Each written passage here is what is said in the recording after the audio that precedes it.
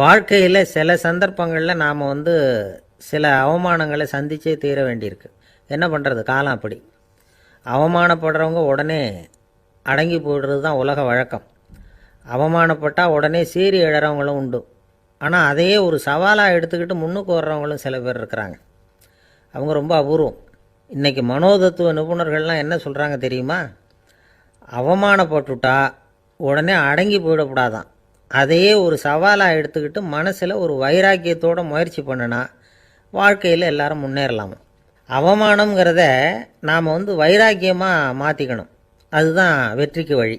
ராமர் இந்த பூமியில் பிறந்ததே ஒரு வைராக்கியத்தினால தான் சார் அப்படின்னார் ஒருத்தர்.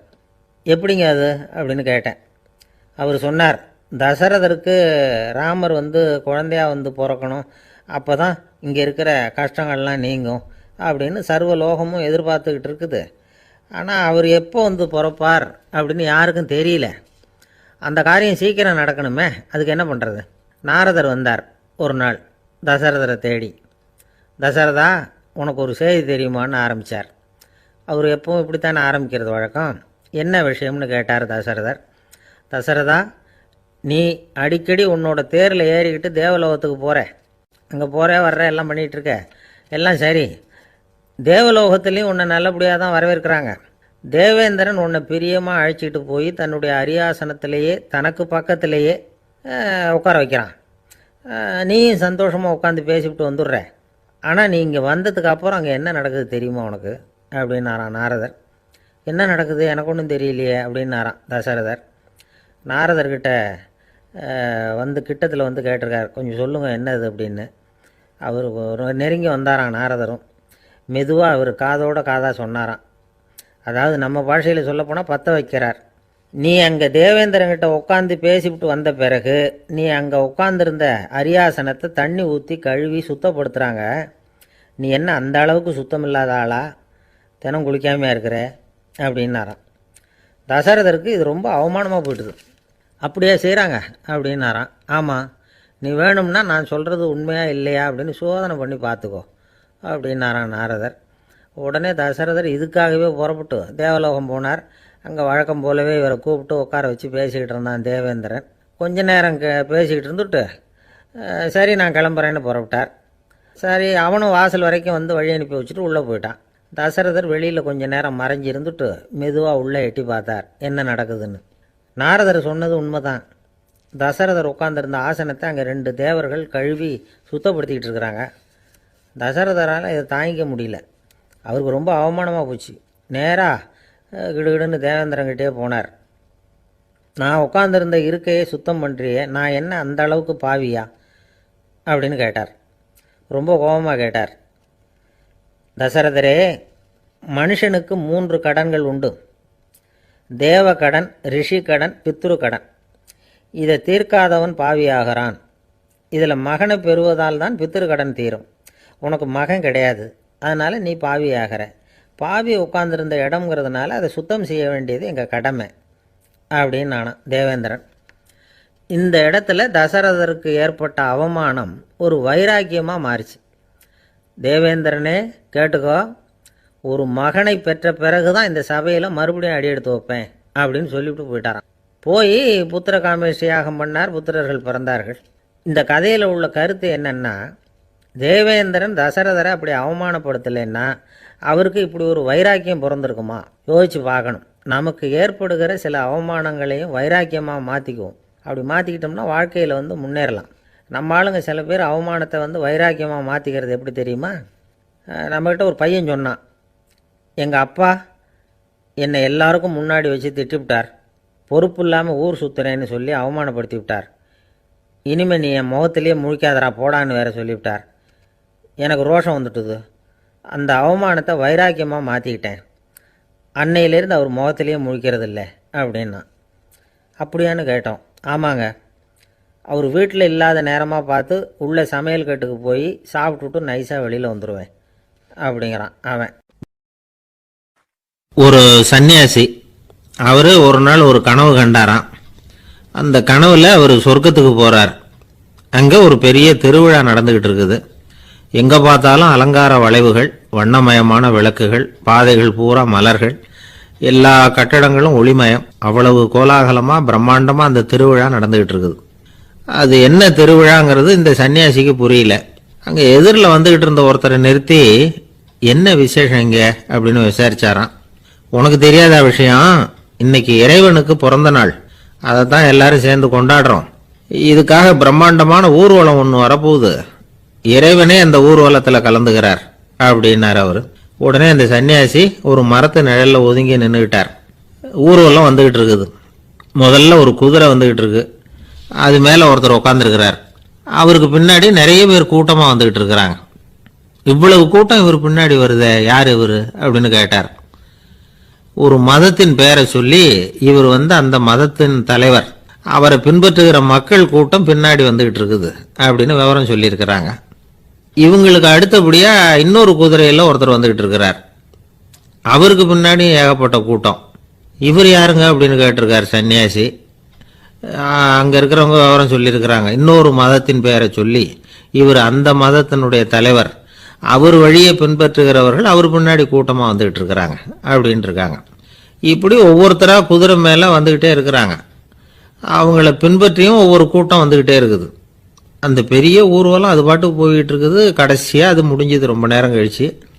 அதுக்கப்புறம் கொஞ்சம் நேரம் கழித்து ஒரு வயசான ஆள் குதிரை மேலே வந்துக்கிட்டு இருக்கிறார். ஆனால் அவருக்கு பின்னாடி யாருமே இல்லை. அவர் பரிதாபமாக தனியாக வந்துக்கிட்டு இருக்கிறார். அவர் அந்த ஊர்வலத்தை சேர்ந்தவரா இல்லையாங்கிறதே தெரியல. இவர் யார், இவர் ஏன் இப்படி தனியாக வந்துக்கிட்டு இருக்கிறார் அப்படின்னு கேட்டிருக்கார் அந்த சன்னியாசி. என்னது இப்படி கேட்குறீங்க, இவர் தான் கடவுள், இவருக்காக தான் இன்னைக்கு இந்த ஊர்வலமே நடக்குது, இவருக்கு தான் இன்னைக்கு பிறந்த நாள், முன்னாடி போகிற ஊர்வலம் பூரா இவருடைய பிறந்த நாளை கொண்டாடுறதுக்காக தான் அப்படின்னு இருக்காங்க. இதை கேட்டதும் அந்த சன்னியாசிக்கு திடுக்குன்னு தூக்கி போட்டிருக்கு. இது வரைக்கும் கனவு கண்டுகிட்டு இருந்தவர் முடிச்சுக்கிட்டார். அதுக்கப்புறம் தான் யோசிச்சு பார்த்துருக்கார். உண்மைதான், மக்கள் எல்லாரும் பக்தி மார்க்கத்தில் போகிறதா நினச்சிக்கிட்டு பாதை மாறி போயிட்டு இருக்கிறாங்க. கடவுளை பின்பற்றுவதாக நினைக்கிறாங்க பக்தர்கள். ஆனால் கடவுளுக்கு பின்னாடி யாருமே இல்லை. இன்னமும் இயல்பா இதை பற்றி யோசிச்சு பார்த்தா, உண்மைக்கு பின்னாடி தான் நான் போய்கிட்டு இருக்கேன் அப்படின்னு நிறைய பேர் சொல்கிறாங்க. ஆனால் அந்த உண்மை அனாதையாக போய்கிட்டு இருக்குது. அப்படி ஆயிட்டுது உலகம். அவர் ஒரு பெரிய குடும்பத்தில் பிறந்தவர். இருக்கிற சொத்துக்கள் எல்லாத்தையும் வாரி வழங்கி விட்டு காட்டுக்கு புறப்பட்டார் தவம் செய்யறதுக்காக. இருந்தது பூராவும் கொடுத்துட்டார். இனிமே எதுவுமே இல்லை கொடுக்கறதுக்கு. அப்போ கடைசியாக ஒருத்தன் கையை நீட்டினானா, ஐயா ஏதாவது கொடுங்கன்னு இருக்கான். அவர் பார்த்தார். கட்டியிருக்கிற வேட்டியை தவிர வேற எதுவுமே இல்லை. 8 முழம் பட்டு வேட்டி, ஜரிகை கரையோடு இருக்குது. கடைசியாக அதை தான் எடுத்துக்கிட்டு அவர் புறப்பட்டுருக்கார். அவர் பார்த்தார், எதிரில் அவன் பரிதாபமாக நின்றுட்டு இருக்கிறான். அந்த 8 முழ வேட்டியை 2ஆ கிழிச்சார். 4 முழத்தை அவங்ககிட்ட கொடுத்தாரு. மீதி 4 முழத்தை தன்னுடைய இடுப்புல கட்டிக்கிட்டு அவர் காட்டுக்கு போயிட்டார். இவன் என்ன பண்ணான் தெரியுமா? கையில் கிடைச்ச 4 முழத்தை எடுத்துக்கிட்டு கடை வீதிக்கு போனான். பழைய பட்டு வேட்டி ஜருகை இதையெல்லாம் விலைக்கு வாங்குற வணிகர் ஒருத்தர் இருக்கார். அவர்கிட்ட போனான். இதை விலைக்கு எடுத்துக்கிறீங்களா அப்படின்னு கேட்டிருக்கான். அவர் வாங்கி பார்த்துருக்கார். ஆஹா, இது ரொம்ப அருமையான வேட்டி, விலை உயர்ந்த ஜருகை, இது ஏது உனக்கு அப்படின்னு கேட்டாரான். அவன் நடந்தது சொல்லியிருக்கான். அப்படின்னா ஒன்று செய்ய, இந்த வேட்டியோட இன்னொரு பாதியையும் மெதுவாக வாங்கிட்டு வந்துரு, உனக்கு நிறைய பணம் தர்றேன் அப்படின்னாரான் அந்த வணிகர். இவன் கொஞ்சம் யோசனை பண்ணி பார்த்தான். கொஞ்சம் இருங்க, வந்துடுறேன் அப்படின்னு சொல்லிவிட்டு நேராக காட்டுக்கு போனான். அவர் எங்கே இருக்காருன்னு தேடி கண்டுபிடிச்சான். அவர் ஒரு இடத்துல தவக்கோலத்தில் இருக்கிறார். கட்டியிருந்த இடவேட்டியும் அவர் அறியாமல் நழுவி கீழே விழுந்து கிடக்குது. இவனுக்கு ரொம்ப வசதியாக போச்சு. அவரை கேட்க வேண்டிய அவசியமே இல்லை. மெதுவாக சத்தம் போடாமல் அடி மேலே அடி வச்சு நெருங்கினான். அவர் கண்ணை மூடிக்கிட்டு அவர் பாட்டு நின்றுட்டு இருக்கிறார். இவன் மெதுவாக போய் கீழே கிடந்த அந்த துணியை எடுத்துக்கிட்டு சத்தம் போடாமல் திரும்பி நடந்தான். ஒரு 2-3 அடி எடுத்து வச்சிருப்பான். அப்படி ஓட ஆரம்பிக்கிற சமயத்தில் அவன் காலில் கீழே கிடந்த முள்ளு ஒன்று நறுக்குன்னு தைச்சு விட்டுது. வலி தாங்க முடியாமல் அம்மான்னு கத்திருக்கான். இந்த சத்தத்தினால கண்ணை மூடி நின்றுகிட்டு இருந்த அவரோட தவம் கலைஞ்சது. மெல்ல கண்ணை திறந்து பார்க்கிறார். தன் இடையில இருந்த வேட்டி அவன் கையில் இருக்கு. இப்போ அவர் நினைக்கிறார். என்ன நினைக்கிறார்னா, இந்த வேட்டி மீது நான் வைத்த ஆசை அல்லவா அவனை திருடனாக ஆக்கி விட்டது அப்படின்னு நினைச்சாராம். இந்த வேட்டி மேல நாம வச்ச ஆசை அவனை திருடும்படி ஆக்கி விட்டதே அப்படின்னு நினைச்சாராம். இது எப்பேற்பட்ட மனநிலை அப்படிங்கிறத கொஞ்சம் யோசனை பண்ணி பாருங்க. தான் ஒரு பொருள் மேல வச்ச பற்று இன்னொரு மனிதன் திருடனாக ஆகிறதுக்கு காரணம் ஆயிட்டுதேன்னு நினைக்கிறார். அப்படி நினைச்ச அந்த பெரியவர் யார் தெரியுமா? அவர் தான் மகாவீரர். இழந்துட்டேங்கிறிய, நீ என்னத்தை கொண்டுகிட்டு வந்த எங்க இழந்துடுறதுக்கு? நீ என்னத்தை உண்டாக்குன இது அழிஞ்சுட்டுதுன்னு சொல்றதுக்கு? இதுதான் அவருடைய சிந்தனை. இன்றைக்கு நம்ம சிந்தனையெல்லாம் வேற மாதிரி இருக்குது. ஒருத்தன் நடுத்தெருவில் உட்காந்து அழுதுகிட்டு இருந்தான். அந்த வழியா வந்தவர் ஒருத்தர், ஏன்பா அழறேன்னு கேட்டாராம். 5 ரூபா சார், அது எனக்கு இந்த இடத்துல விழுந்துட்டுது, ரொம்ப நேரமா தேடுறேன், கிடைக்காது போல இருக்கு அப்படின்னு சொல்லிவிட்டு அழறான். எப்போ தொலைஞ்சதுன்னு கேட்டாராம் அவரு. அது எனக்கு தெரியாது சார், பணத்தை தொலைச்சவன் தேடி பார்த்துட்டு போயிட்டான், நான் அவனுக்கு பின்னாடி தேட வந்தவன் அப்படின்னு நானா.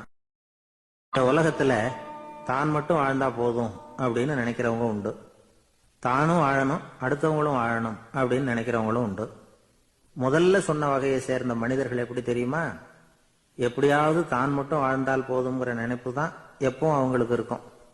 தங்களுடைய வளர்ச்சிக்கு எது தடையா இருந்தாலும் சரி, யார் தடையா இருந்தாலும் சரி, அதை அழிச்சுட்டு தான் மறுவேலை பார்ப்பாங்க.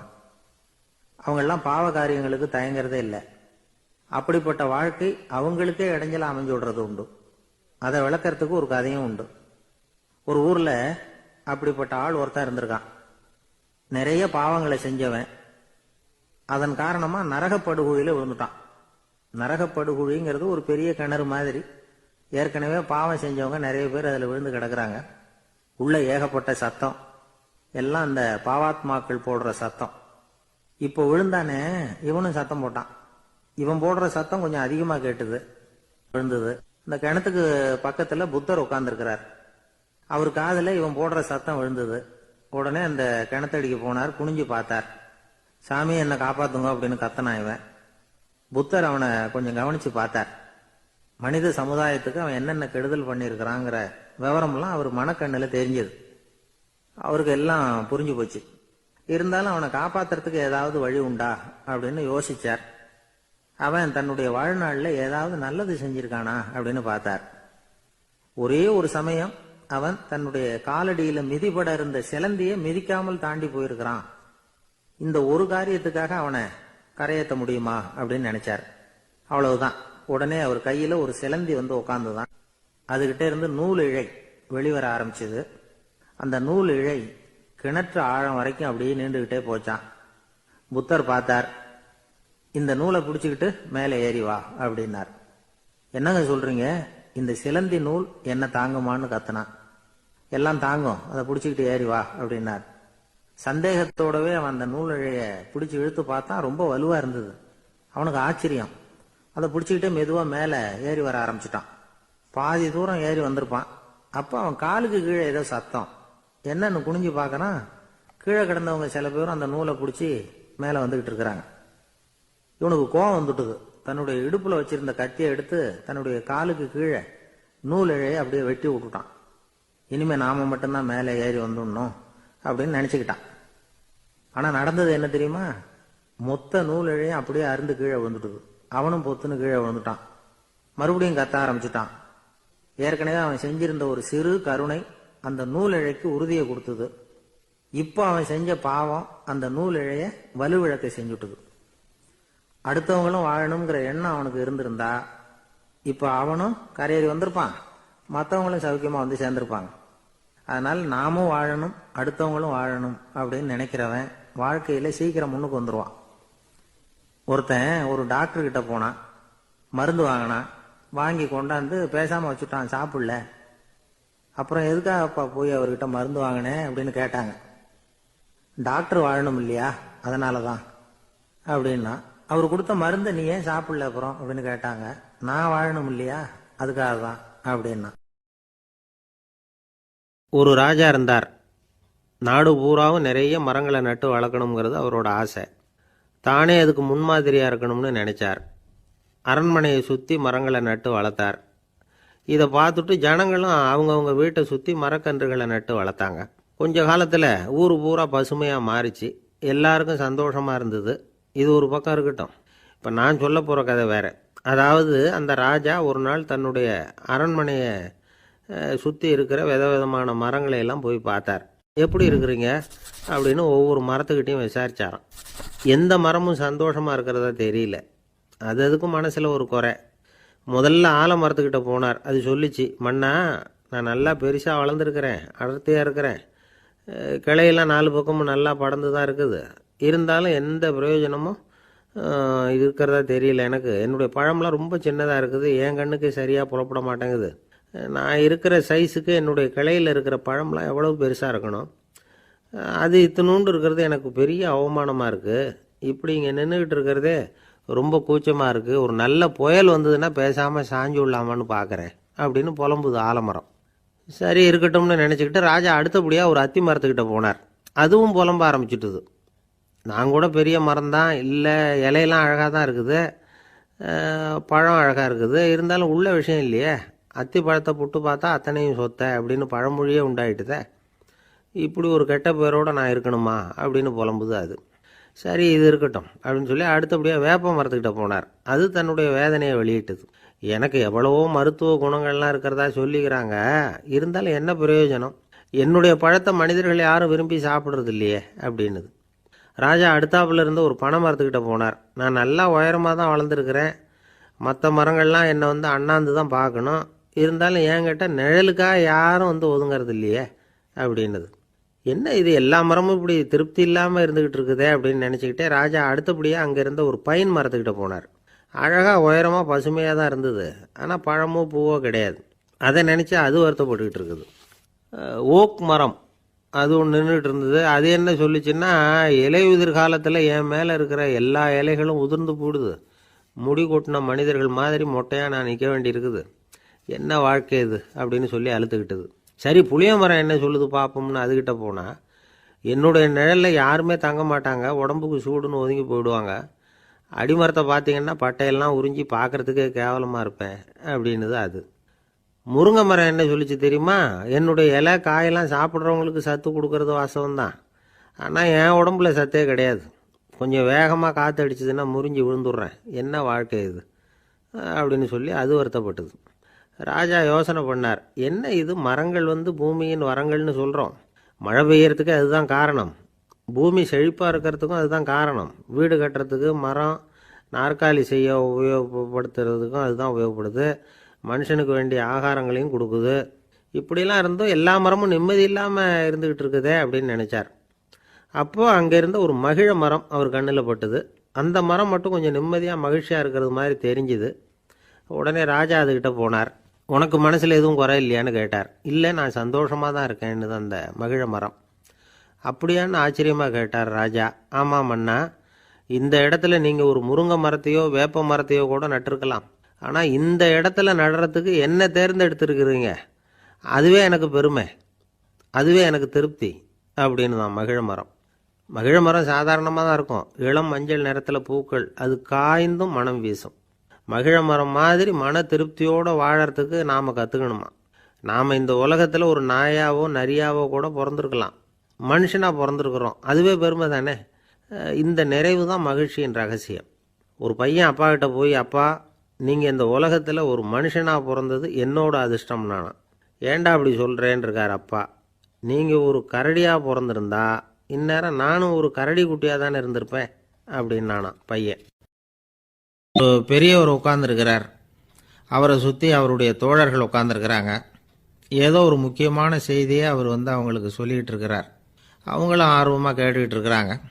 இந்த சமயத்தில் யாரோ ஒரு ஆள் வேகமாக அங்கே வர்றார். வர்ற வேகத்திலேயே எனக்கு ஏதாவது உதவி செய்யுங்க அப்படின்னு கேட்டுக்கிட்டே வர்றார். கேட்குறது உதவி, ஆனால் குரல் மிரட்டுறது மாதிரி இருக்குது, அதட்டி கேட்குறது மாதிரி இருக்குது. இதை கேட்டதும் அந்த பெரியவர் ஆத்திரப்படலை, ஆனால் அவரை சுற்றி இருந்தவங்க ஆத்திரப்பட்டாங்க. இதை பெரியவர் கவனித்தார். கொஞ்சம் அமைதியாக இருங்கன்னார். வந்தவரை கூப்பிட்டார், அவருக்கு சில பொருள்களை கொடுத்தார். என்னங்க இப்போ உங்களுக்கு மகிழ்ச்சி தானே அப்படின்னார். ஆ அப்படின்னு அலட்சியமாக அவர் சொல்கிறார். நான் உங்களை நல்ல முறையில் நடத்தினேன்னா அப்படின்னு கேட்குறாரு அவர் மறுபடியும். அதெல்லாம் ஒன்றும் இல்லை அப்படின்னு சொல்லி அவர் சொல்லிகிட்டு இருக்கிறாரு. குரலில் கடுமை குறையில. சுற்றி இருந்தவங்களால் இதை பொறுத்துக்க முடியல. கோபத்தோடு அவரை நோக்கி நெருங்க ஆரம்பித்தாங்க. பெரியவர் அவங்களையெல்லாம் தடுத்து நிறுத்தினார். வந்தவரை வாங்க என்னோட அப்படின்னு சொல்லி அழைச்சிட்டு போனார். வீட்டுக்கு போனார். அங்கே போனதும் இன்னும் சில பொருள்களை எடுத்து அவர்கிட்ட கொடுத்தார். இப்போ திருப்தி தானே, நான் உங்ககிட்ட நல்ல முறையில் நடந்துக்கிட்டேனா அப்படின்னார்.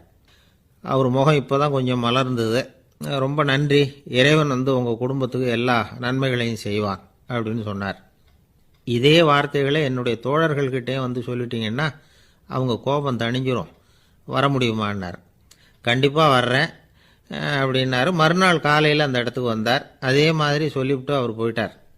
தோழர்கள்லாம் ரொம்ப வியப்போடு பெரியவரை பார்த்தாங்க. அந்த பெரியவர் தான் நபிகள் நாயகம். அவர் சொன்னார், ஒருத்தன் ரொம்ப ஆசையாக ஒரு ஒட்டகத்தை வளர்த்துக்கிட்டு வந்தான். ஒரு நாள் அந்த ஒட்டகம் கயத்தை அறுத்துக்கிட்டு ஓடி போயிட்டுது. அக்கம் பக்கத்தில் இருக்கிறவங்கெல்லாம் அந்த ஒட்டகத்தை பிடிக்கிறதுக்கு முயற்சி பண்ணாங்க. அதை துரத்திட்டு ஓடினாங்க. ஒட்டகம் தாறுமாறாக ஓட ஆரம்பிச்சிது. இந்த சமயத்தில் ஒட்டகத்தை வளர்த்தவன் அங்கே ஓடி வந்தான். நீங்கள் அதை ஒன்றும் செய்ய வேணாம், விட்டுருங்க. அதோட சுபாவம் எனக்கு நல்லா தெரியும். அதை சுலபமாக என்னோடய வழிக்கு கொண்டுகிட்டு வந்துட முடியும். நான் பார்த்துக்கிறேன், விட்டுருங்கோ அப்படின்னா. எல்லாரும் விலைக்கு போயிட்டாங்க. இவன் என்ன செஞ்சான் தெரியுமா? கொஞ்சம் புல்லை கையில் எடுத்துக்கிட்டு அந்த ஒட்டகத்தை நெருங்கினான். அவ்வளவுதான். அது ஓடி இவன் காலடியில் உட்காந்துக்கிட்டது. செல்லமாக அதை அப்படியே தடவி கொடுத்தான். முதுகில் ஏறி உட்காந்துக்கிட்டான். அது பாட்டுக்கு சாதுவாக நடந்து போகுது. இந்த கதையை நபிகள் நாயகம் தம்முடைய தோழர்களுக்கு சொல்கிறார். ஒட்டகத்தை மட்டும் இல்லை, சில மனிதர்களையும் கூட சில விதத்தில் அணுகி தான் அவர்களை சீர்திருத்த வேண்டியிருக்குது அப்படிங்கிறத அவங்களுக்கு உணர்த்தினார். இது ஒரு அழகான உளவியல் அணுகுமுறை. சில குடும்ப தலைவர்கள் கூட இந்த ஒட்டகம் மாதிரி நடந்துக்கிறது உண்டு. அப்புறம் அடங்கி போகிறதும் உண்டு. ஒரு குடும்ப தலைவர் காலையில் எழுந்திரிச்சதுலேருந்து சத்தம் போட்டு கத்திக்கிட்டு இருப்பார். பக்கத்தில் இருந்தவங்கெல்லாம் ஓடி போய் சமாதானம் பண்ணி பார்த்தாங்க. அவர் ஓயறது மாதிரி தெரியல. கடைசியில் அவர் மனைவி வந்தாங்க. நீங்கள் எல்லாம் விலகி போயிடுங்க, அவர் சுபாவம் எனக்கு தெரியும், நான் பார்த்துக்கிறேன் அப்படின்னாங்க. சரின்னு எல்லாரும் போயிட்டாங்க. சாயந்தரமாக பார்க்குறாங்க, அவர் சத்தம் இல்லாமல் ஒரு மூலையில் உட்காந்துருக்கிறார். ரொம்ப சாதுவா. ஆச்சரியமாக இருந்தது. என்னம்மா பண்ணீங்கன்னு கேட்டாங்க. அது ஒன்றும் இல்லைங்க, ஒரு வேளை சாப்பாட்டை நிறுத்தினேன், பட்னி போட்டேன், அவ்வளவுதான் அப்படின்னாங்க அந்த அம்மா. கங்கைக்கரை தோட்டம், பக்கத்தில் ஒரு ஆசிரமம். அங்கே ஒரு பெரியவர் தங்கியிருக்கிறார். அவர் தான் ராமகிருஷ்ண பரமஹம்சர். அந்த ஆசிரமம் இருந்த இடம் கரக்பூர். வங்காளத்தில் பொதுவாக எல்லாரும் மீன் சாப்பிட்றது உண்டு. கங்கையில் குளிச்சுட்டு கையில் ஒரு மீனோடு வர்றது வழக்கம். இவர் இருக்கிற இடத்துக்கு கங்கையில் படகு வழியாக வரணும். அப்படி தான் எல்லோரும் வருவாங்க. வர்றவங்களை ஒன்று கூட்டி ஆன்மீக விஷயங்களை பற்றி பேசிக்கிட்டு இருப்பார். ஒவ்வொரு நாள் ஒவ்வொருத்தர் நகரத்துக்கு போகணும். வரும்பொழுது மீன் கொண்டுக்கிட்டு வரணும். அதுக்கு ஒரு அட்டவணையே உண்டு ஆசிரமத்தில். அது பிரகாரம் ஒரு நாள் சுவாமி யோகானந்தர் படகில் போனார். படகை செலுத்தினவங்க ராமகிருஷ்ணரையும் சுவாமி யோகானந்தரையும் மற்றவங்களையும் பித்தர்கள் அப்படின்னு சொல்லி ஏளனமாக பேசினாங்க. அவங்க என்ன பைத்தியம் பிடிச்சவங்க அப்படிங்கிறது மாதிரி. சுவாமி யோகானந்தருக்கு ரொம்ப மென்மையான இதயம். இவங்க இப்படி கண்ணாபின்னான்னு பேசுகிறத பார்த்தா மீனை வாங்கிட்டு திரும்புகிறப்போ என்ன நடக்குமோ அப்படிங்கிற பயம் வேறு வந்துட்டுது அவருக்கு. அவ்வளவு மென்மையானவர். இதை தெரிஞ்சுக்கிட்ட ராமகிருஷ்ணர், யோகானந்தா இங்கே வா அப்படின்னு கூப்பிட்டார். இவர் கண்ணீரை தொடச்சிக்கிட்டே கிட்ட போனார். சொன்னார், ஐயா, படகு ஓட்டுறவங்க உங்களை பற்றி மோசமாக பேசுகிறாங்க. என்ன திட்டினா பரவாயில்ல, ஆனால் உங்களை அவங்க திட்டுறாங்க, அதை என்னால் தாங்கிக்க முடியல அப்படின்னார். இதை கேட்டதும் ராமகிருஷ்ணருக்கு கோபம் வந்துட்டு தான். என்னது, உன்னுடைய குருவை பற்றி அவங்க மோசமாக பேசும்பொழுது நீ சும்மா இருந்தியா? வெளியில் போ அப்படின்னு விட்டார். குரு நிந்தனை செய்கிறப்போ அதை கேட்டுக்கிட்டு சும்மா இருக்கலாமா? குரு நிந்தனையை கேட்டால் பாவம் இல்லையா? என்னை தூற்றும் போது அவங்க பாவம் செய்கிறாங்க. அதை கேட்டுக்கிட்டு நீ சும்மா இருந்தால் நீயும் பாவம் செய்கிற அப்படின்னாராம். அடுத்த நாள் சுவாமி நிரஞ்சனானந்தர் போக வேண்டிய நாள். இவர் படகுல போகும்பொழுதும் அதே மாதிரி நடந்து தான். அவங்க மோசமாக பேச ஆரம்பித்தாங்க, திட்ட ஆரம்பித்தாங்க. அப்படி கேலி பண்ண ஒருத்தனை இவர் என்ன பண்ணார், பலார்னு கன்னத்தில் அரைஞ்சிட்டார். இன்னொருத்தனை கங்கையில் தூக்கி எறியறதுக்கும் தயாராகிட்டார். அதுக்கப்புறம் அவங்க யாரும் வாயை திறக்கலை. மீன் வாங்கிட்டு வர்றப்பவும் படகுல ஒரே அமைதி. அவ்வளவு பயம் அவங்களுக்கு. ராமகிருஷ்ணர் கூப்பிட்டு விசாரித்தார் என்ன நடந்ததுன்னு. இவர் சொன்னார், அவர் யோகானந்தா போகும்பொழுது என்ன நடந்ததோ அப்படியே தான் இப்போவும் நடந்தது. குரு நிந்தனை செய்கிறத கேட்டுக்கிட்டு நான் சும்மா இருப்பேனா? ஒருத்தனை அப்படியே அரைஞ்சுட்டேன், இன்னொருத்தனை ஆற்றுல தூக்கி போட்டுருவேன்னு பயமுறுத்தினேன், அவ்வளவுதான் அப்படின்னாராம். இப்போவும் ராமகிருஷ்ணருக்கு கோவம் வந்துட்டு தான். என்ன இது, அணியறது காஷாயம், இருக்கிறது ஆசிரமம். உனக்கு இவ்வளவு கோபம் வந்ததுன்னா அப்புறம் என்னத்துக்கு ஆசிரமத்தில் இருக்கணும்? பிரம்மச்சாரி எப்பவும் அமைதியாக இருக்கணும் அப்படின்னு அறிவுரை சொன்னாராம் ராமகிருஷ்ணர். அப்போ இவர் கேட்டாராம், ஏங்க அவருக்கு ஒரு விதமான அறிவுரை சொன்னீங்க, எனக்கு வேறு விதமாக அறிவுரை சொல்கிறீங்க, இதில் எது உண்மை அப்படின்னு கேட்டிருக்கார். இதுக்கு ராமகிருஷ்ணர் சொன்ன பதில் என்னென்னா, அட அசடே, சக்கரத்தில் காற்று அதிகமாக இருந்தால் குறைக்கணும், குறைச்சலாக இருந்தால் கூட்டணும். அவன் சாது, அவனுக்கு அதிக உணர்ச்சி தேவை, உனக்கு படபடப்பு அதிகம், உனக்கு பொறுமை தேவை அப்படின்னாராம். இதில் உள்ள கருத்து என்னென்னா, கல்விங்கிறது எப்படின்னா அதை சூழ்நிலைக்கு தகுந்த மாதிரி கற்பிக்கணும். எல்லாருக்கும் ஒரே மாதிரி கற்பிக்கக்கூடாது. கேட்குறவர் தகுதி, புரிஞ்சுக்கிற திறமை, இதை பொறுத்து கல்வி அமையணும். ஆரம்ப காலத்தில் ஒரு குரு, அப்போ ஒரு சீடன் இருந்தான். அது வேடிக்கையான குரு, வேடிக்கையான சீடன். ஒரு ஆசிரமம். ஒரு நாள் ஒருத்தன் அவசரமாக அந்த குருவை தேடி வந்திருக்கிறான். என்ன விஷயம்னு விசாரித்தார் குரு. உங்கள் சீடர் என்னை அடிச்சுட்டார் அப்படின்னு புகார் பண்ணானான் அந்த ஆள். குரு சீடனை கூப்பிட்டார். அடிச்சியா இந்த ஆளை அப்படின்னு கேட்டாரான். ஆமான் இருக்கான் சீடன். ஏன் அடிச்சே அப்படின்னு கேட்டாரான். இந்த ஆள் உங்களை பற்றி மட்டமாக பேசிவிட்டான், என்னால் அதை தாங்கிக்க முடியல, அதனால தான் அடிச்சுட்டேன்ருக்கான். அப்படி என்ன பேசினா அப்படின்னு கேட்டாரான். உன்னுடைய குருநாதர் இப்போல்லாம் அர்த்தமில்லாமல் பேச ஆரம்பிச்சுட்டார் அப்படின்னு சொல்லிவிட்டான், அதனால தான் அடிச்சுட்டேன் அப்படின்னு நானான். அதுக்காக அடித்தே அப்படின்னாரான். நான் அதுக்காக அடிக்கலை குருவே, இப்போல்லாம் நீங்கள் அர்த்தம் இல்லாமல் பேசுகிறதாக அவன் சொல்கிறான், அப்படின்னா இதுவரைக்கும் நீங்கள் அர்த்தத்தோடு பேசினதாகத்தானே அர்த்தம், அது தப்பு தானே, அதனால தான் அடித்தேன் அப்படின்னானா. ஒரு இலக்கிய கூட்டம் ஏற்பாடு பண்ணியிருக்கிறோம், நீங்கள் அவசியம் அதில் பேசணும் அப்படின்னு கேட்டுக்கிட்டார் ஒருத்தர். வேணாங்க, 4 பேருக்கு முன்னாடி நிற்கிறதுனா எனக்கு ரொம்ப கூச்சமாக இருக்கும் அப்படின்னாரு இவர். ஏன் சார் இன்னமும் குழந்த மாதிரி கூச்சப்படுறீங்களே அப்படின்னார் அவர். அவரை ஒரு மாதிரியாக சமாளித்து அனுப்பி வச்சுட்டு அதுக்கப்புறம் அதை பற்றி இவர் யோசித்து பார்த்துருக்கார். சில நிபுணர்கள் எழுதியிருக்கிறத படித்தும் பார்த்துருக்கிறார். மனோதத்துவ நிபுணர்கள் என்ன சொல்கிறாங்க தெரியுமா? 10-20% குழந்தைகள் பிறக்கிறப்பவே கூச்ச சுபாவம் கொண்டதாக தான் இருக்குதான். ஒரு தாத்தா தன்னோட பேர பிள்ளைய ஆசையாக கூப்பிடுறார் விளையாட்டு காட்ட, அதை அழுதுகிட்டு ஓடி போகுது. ஒரு அம்மா தன்னோட பிள்ளைய பள்ளிக்கூடத்தில் சேர்க்கறதுக்காக கூப்பிட்டுக்கிட்டு போகிறாங்க. அந்த புள்ள அம்மாவோட முந்தானையில் ஒளிஞ்சிக்கிட்டு வெளில வரமாட்டேங்குது. இவங்களெல்லாம் எப்படி சமாளிக்கிறது? குழந்தைகளோட கூச்ச சுபாவத்தை போக்குறது எப்படி? இதுக்கு நிபுணர்கள் சில யோசனைகளை சொல்லியிருக்கிறாங்க. மற்றவங்களுக்கு முன்னாடி என் பையனுக்கு கூச்சம் ரொம்ப அதிகம் சார், மற்றவங்க பார்த்தா ரொம்ப வெக்கப்படுறான், இப்படி சொல்கிற அப்பாக்கள் உண்டு. என் பையன் புது மனுஷால பார்த்தா அட்டையாக ஒட்டிக்குவான் சார் அப்படின்னு சொல்கிற அப்பாக்களும் உண்டு. இப்படிலாம் குழந்தைகளுக்கு முத்திரை குத்துறது ரொம்ப தப்பான். புதுசாக யாராவது வீட்டுக்கு வந்தால் குழந்தை தானாக தன்னோட கூச்சத்தையும் பயத்தையும் போக்கிக்கிட்டு சகஜமாக மாறி வர்றதுக்கு வாய்ப்பு கொடுக்கணுமா.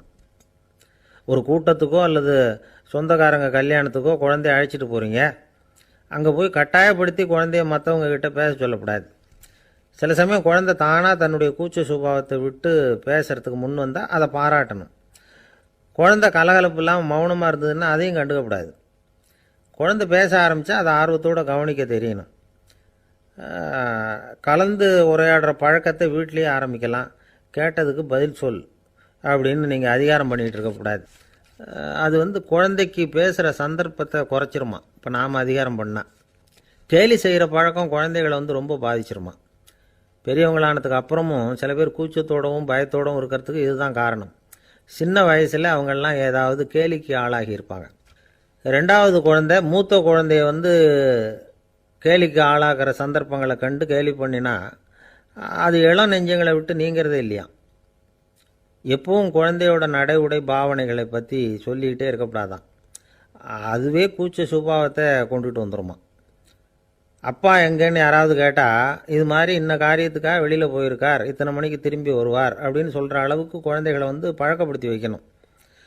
ஃபோன்லேயே யாராவது விசாரித்தா கூட இது மாதிரி பதில் சொல்லு அப்படின்னு சொல்லணும். சின்ன சின்ன மீட்டிங்கில் 4 வார்த்தை பேச தயார் பண்ணலாம். ஒரு கடையிலையோ அல்லது ஹோட்டல்லையோ ஏதாவது விவரம் கேட்கணும்னா உங்கள் குழந்தைய தைரியமாக அனுப்புங்க. குழந்தைகள் பணிவாகவும் பொறுமையாகவும் விவரம் கேட்குறப்போ கூச்ச சுபாவம் தானாக போயிடும். சின்ன வயசுலேயே இப்படிலாம் பழக்கப்படுத்தினா தான் வருங்காலத்தில் தைரியமாக இந்த சமுதாயத்தில் வாழ முடியும்.